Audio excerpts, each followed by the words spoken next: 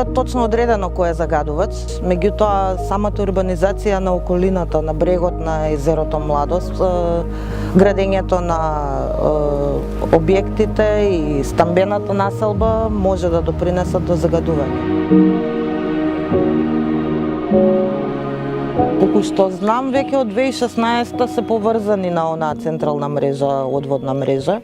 Меѓутоа, пак ќе кажам, тоа треба инспекторатот да увиди, пошто имаше неколку пати масни дамки појавено на езерото Младост, меѓутоа Министерство за животна средина и инспекторатот треба да го утврдат од што е тоа. Најлошото сценарио за езерото е да биде толку многу загадено да не може никој да го користи, дали за капење, дали за риболов, дали за било што.